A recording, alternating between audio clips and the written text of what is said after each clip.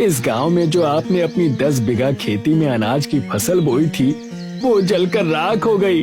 रविशंकर चौंक गया। क्या बकवास कर रहा है? मेरी फसल जलकर राख कैसे हो सकती है? रविशंकर जी, हमारा गांव जंगल के बीच में है। आपको याद होगा, गर्मी की वजह से कुछ दिनों पहले जंगल में अचानक आग लग गई थी। उस समय तो आप खुश हो रहे थे। तब मैंने आपसे कहा था कि किसी भी तरह सरकार को सूचित कीजिए और आग बुझवाइए, लेकिन आपने कहा था कि क्या आपने पूरे जंगल का ठेका ले रखा है? मैंने ये भी कहा था कि अगर आग गांव तक पहुंची तो सबका सत्यानाश हो जाएगा। ये सुनते ही रविशंकर घबरा गया। भगवान, इसका मतलब आग आज गांव तक आ गई। इसका मतलब है कि आग की लपटें मेरी हवेली तक भी पहुंचने वाली होंगी।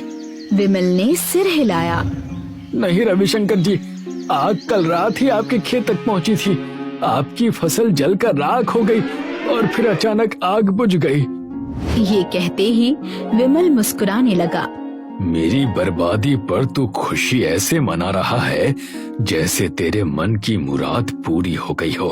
रविशंकर ने एक जोरदार झापड़ विमल के गाल पर जड़ दिया और गुस्से में हवेली के अंदर चला गया। अरे कौशल्या, सुनती हो कौशल्या? क्या हुआ? क्या हुआ? हमारा कितना बड़ा नुकसान हो गया। रविशंकर ने सारी घटना कौशल्या को बता दी।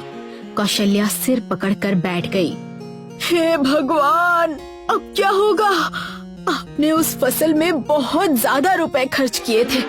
आप तो फसल बेचकर इस गांव की पूरी मंडी पर कब्जा जमाना चाहते थे, लेकिन आपका सपना तो अधूरा रह गया। रविशंकर बैठ गया। हाँ, सपना तो अधूरा रह गया, लेकिन इस फसल के जलने से मेरे बाकी कारोबार पर भी बहुत बुरा असर पड़ेगा। रविशंकर नाराज होकर हवेली के कमरे में जाकर चुपचाप बैठ गया। अगले दिन